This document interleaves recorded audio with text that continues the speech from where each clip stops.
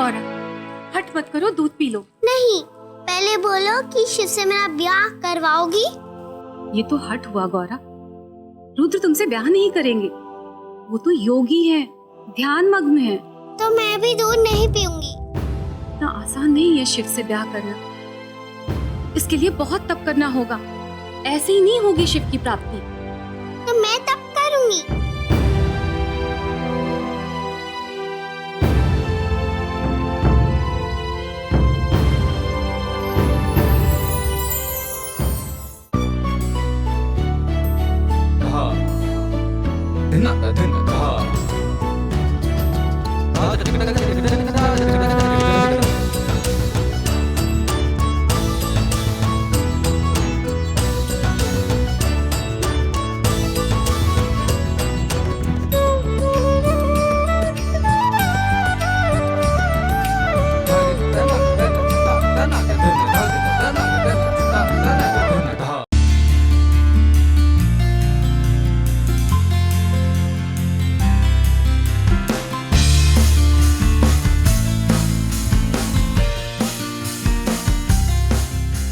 पार्वती को पहाड़ों की बेटी माना जाता है।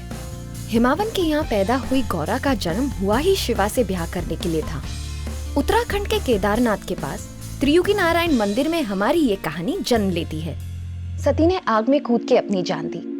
विष्णु ने उन्हें वरदान दिया कि वो फिर से शिव की ही पत्नी बनकर जन्म लेगी। इस बार उन्होंने पार्वती बनकर शिव की इच्छा की। अग्नि से शुरू हुई ये कहानी अग्नि के चारों ओर आकर ही नया रूप लेती है, और ये अग्नि है त्रियुगी नारायण की अखंड ज्योत की अग्नि। त्रियुगी, 3 युगों से, उसका जो इतिहास है 3 युगों से जो चलता आ रहा है, उसका नाम, उसी को त्रियुगी नारायण कहते हैं। यहाँ पर मान्यता है कि भगवान शंकर और पार्वती का तीसरी बार, त्रेता युग में तीसरी बार जब उनका शादी हुई थी, तो उसी समय से त्रियुगी उसका नाम पड़ा त्रेता युग के कारण, और तीसरी बार शादी होने के कारण उसका नाम त्रियुगी नारायण पड़ा।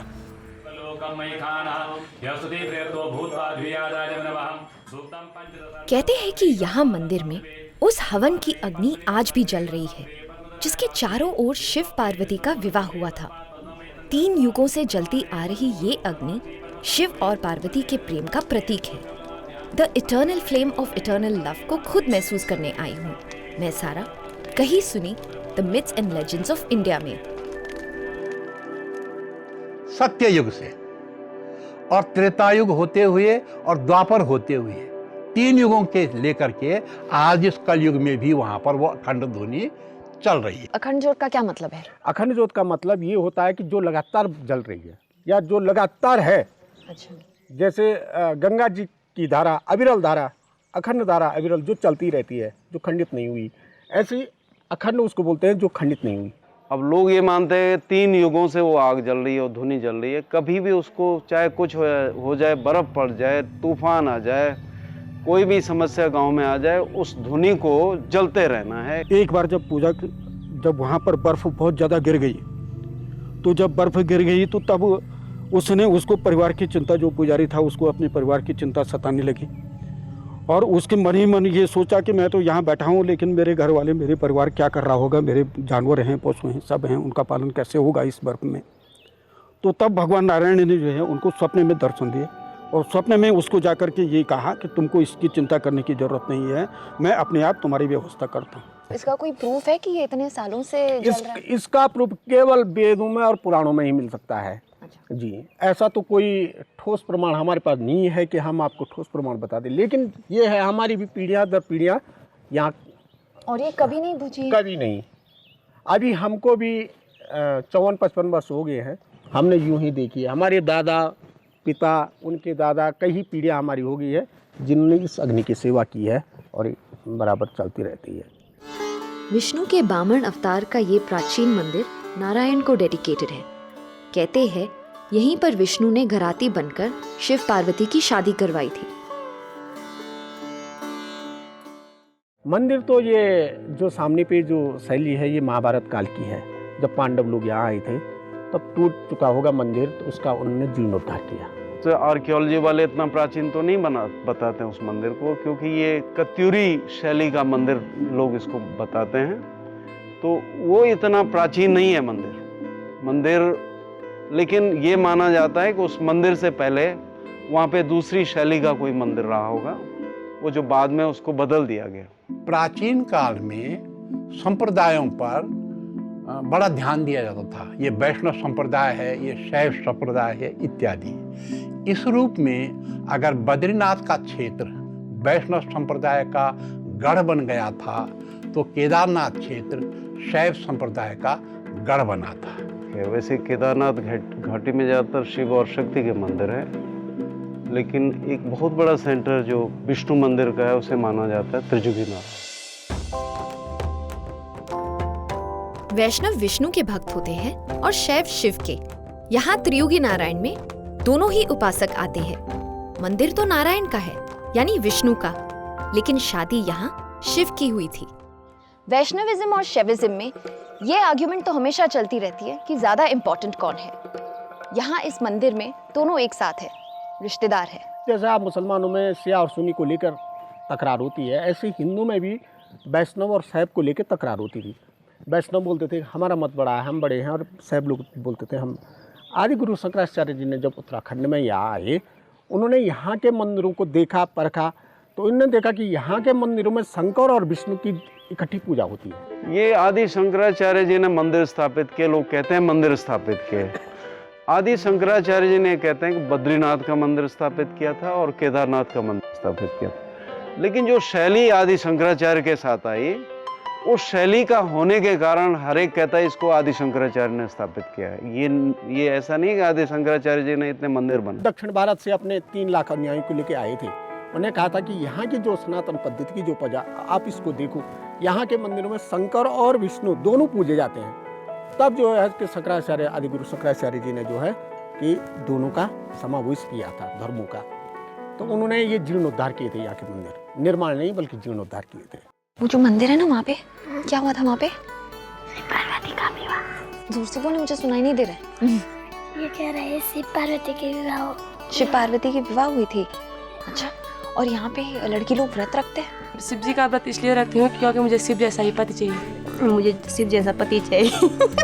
गांव की हो या शहर की, देश की या विदेश की, हर लड़की ने कभी न कभी नारायण से अपने लिए एक परफेक्ट साथी मांगा है। कोई ऐसा जो एक तरफ उसे प्रोटेक्ट करे और दूसरी तरफ उसे कंप्लीट करे।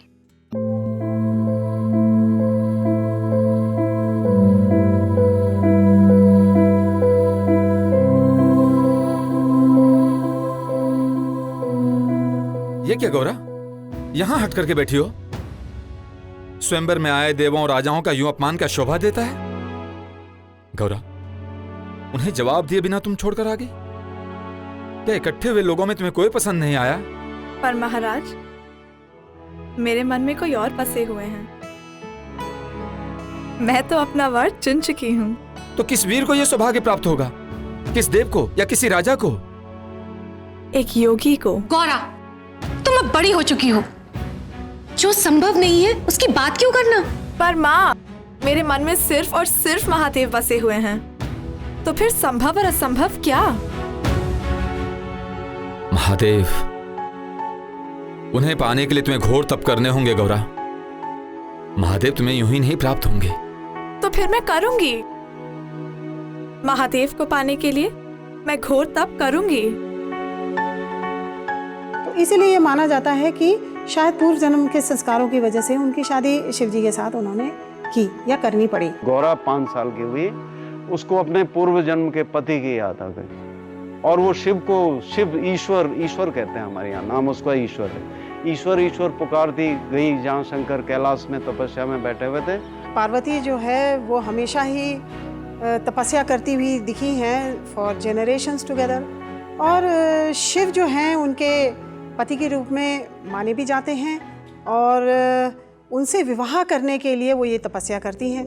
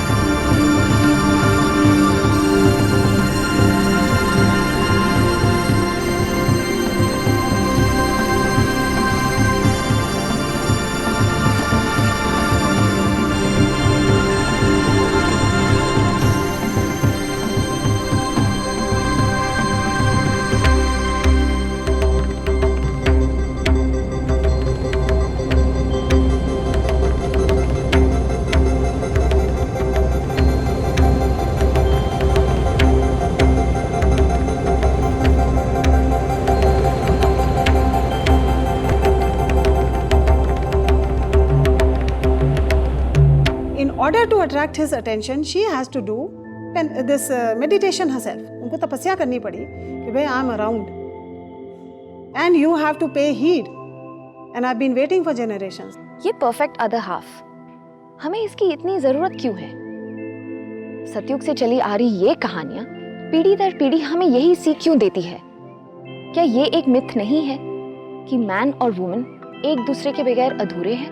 हर एक की लड़की ये चाहती है कि उसको वर जो है अच्छा मिले, जो उसके भविष्य को सुरक्षित रख सके। ये सुरक्षा जो है महिला को हमेशा चाहिए। इस गांव में आज भी ये कहानियां जिंदा है और उन्हें जीवित रखा जाता है हर लड़की के मन में।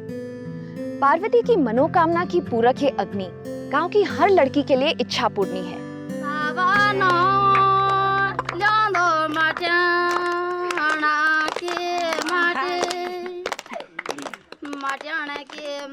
त्रियुगी नारायण की बेटी राधा आज दुल्हन बनने जा रही है। इसे भी गौरा की तरह ही सजाया जाएगा। शिव पार्वती के मंगल गाए जाएंगे और पहाड़ों की इस बेटी को भी अखंड जोत के विवाह बंधन में बंधेगी। यहाँ पर शादियाँ करते हैं, आते हैं जोड़े और शादियाँ करके चले जाते हैं। मंदिर में ये है कि परिक्रमा करना आवश्यक है। ये माना जाता है कि वो शादी बड़ी शुभ होगी जो शादी के बाद परिक्रमा करने त्रिजुगी नारायण जाएंगे। चाहे हिमवान की लाडली गौरा हो या मैना की विदाई गीतों की नंदा या शिव की पार्वती, आज भी इस जगह की हर लड़की को इन तीनों रूपों में देखा जाता है, माना जाता है। इनमें से कौन देवी है और कौन आम लड़की, शायद ये कहना मुश्किल है। सदा से बहदियों का मैं मनाएगी ना, मैं मनाएगी ना, सूर्य चंद्रमा मेघ बरना। ऐसे बहुत सारे मांगल हैं जो शिव पार्वती पे। तो जब वो शादी होती है तो लड़के को शिव माना जाता है और लड़की को पार्वती माना जाता है। इस इलाके में ज़्यादातर ये परंपरा है, शिव पार्वती के विवाह की वजह से या शिव पार्वती के अस्तित्व की वजह से।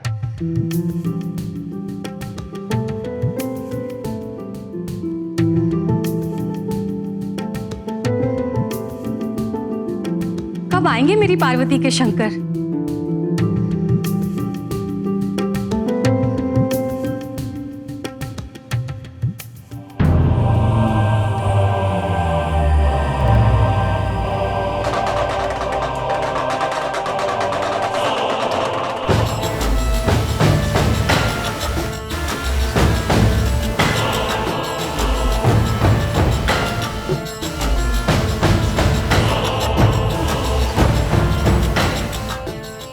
ये शिव नहीं हो सकते।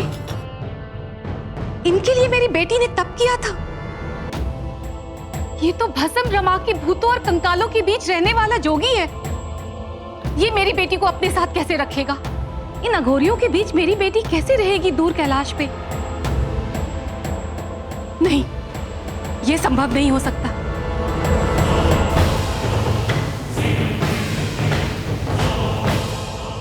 शिव जी की बारात माँ, शिव जी की बारात माँ, लूला लंगड़ा, शिव जी की बारात माँ लूला लंगड़ा हे।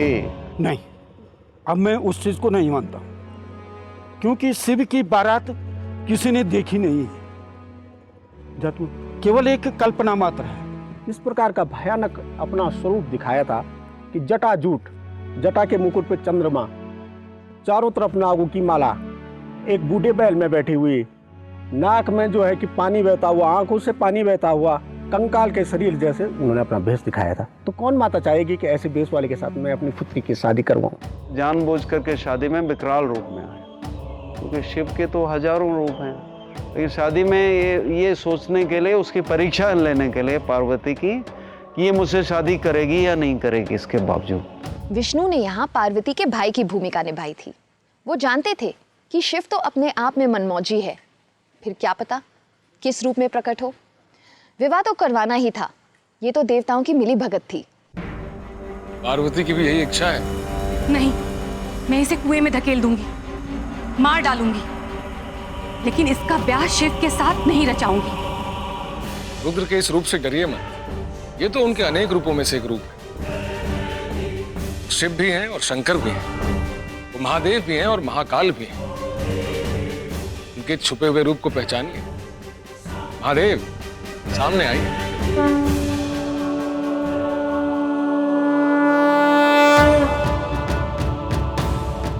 अखंड धुनी जलाई जाए, विवाह संपन्न हो।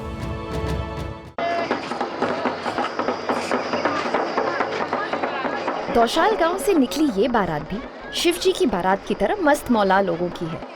कहते हैं कि शिवजी की बारात भी दुशाल होते हुए आई थी और उसमें हर तरह के टेढ़े मेढ़े भूत प्रेत अवघड़ मौजूद थे, जिन्हें देखकर पार्वती की मां मैना देवी चक्कर खा गई थी।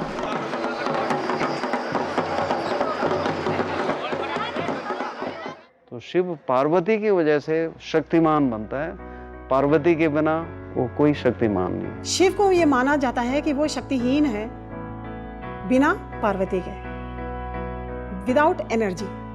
ही is sitting in meditation and he is as good as having no energy, लेकिन शक्ति उन्हें एनर्जी प्रदान करती है। उनके माँ बाप नहीं जानते थे कि हमारी बेटी आदिशक्ति है, और जब वो शंकर के साथ ब्याहेगी तभी जो है कि सब और शक्ति का मिलन होकर के शिव पूरे होंगे। दक्ष प्रजापति जो था वो कनखल से, हरिद्वार के बगल में कनखल है, वहाँ से लेकर के यहाँ तक पार्वती माता को लेकर आया था, और इधर से शिव जी भोले आए थे। यहाँ पर माता का भोलेनाथ का जो कि शादी हुआ था।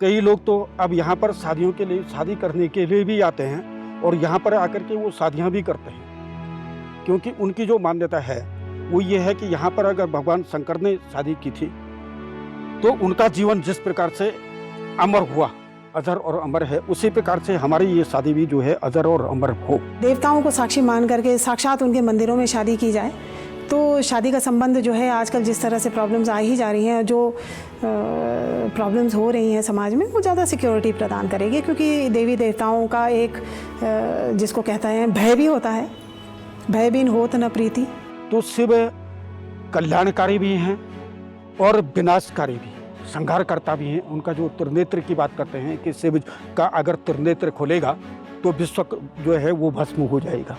तो उसका जिस प्रकार से हम इस समय भी कह सकते हैं कि ये जो दैवी, इसको प्राकृतिक आपदा तो है ही, लेकिन दैवीय आपदा भी है। शिव पार्वती के आशीर्वाद से ये घाटी आज तक खुशहाल थी, मगर आज नहीं, कुछ महीने पहले यहाँ आए हुए फ्लड से आज भी ये घाटी उभर नहीं पाई है। शायद शिव को इस घाटी की ब्यूटी और शक्ति को भंग करने वालों से नाराजगी है। कहा जाता है कि हिमालय की इस बेल्ट में भगवान स्वयं रहते हैं, लेकिन क्या लोगों से रूठे हुए नारायण इस घाटी में वापस आएंगे? क्या शिव की तीसरी आग का प्रकोप ये घाटी सहन कर पाएगी? How will the gods save us? नाराज तो अब पापी लोग भी बहुत सारे आ गए हैं जी। जितना पॉपुलेशन बढ़ेगा उतना पाप भी बढ़ेगा। क्या हम इसको कुदरत की देन मानेंगे या प्रदूषण को उसके लिए दोषी मानेंगे? परिवर्तन संसार का नियम है, प्रलय से ही परिवर्तन होगा। प्रलय आता है, सृष्टि खत्म हो जाती है, दोबारा बनती है, युग बीतते हैं, ह्यूमंस इवॉल्व होते हैं और उनके साथ हमारे भगवान भी। शिव और पार्वती की ये कहानी आज हमारे साथ ही बढ़ती चली गई। 3 युगों से जली हुई ये अखंड धुनी और इससे पैदा हुए शिव और पार्वती के प्रेम के प्रतीक कलयुग के सबसे प्रिय देवता गणेश इस बात का सबूत है कि ये सिर्फ एक कहानी नहीं, यहाँ की सच्चाई है। Like, share, subscribe and click on the bell icon to never miss an update from Epic.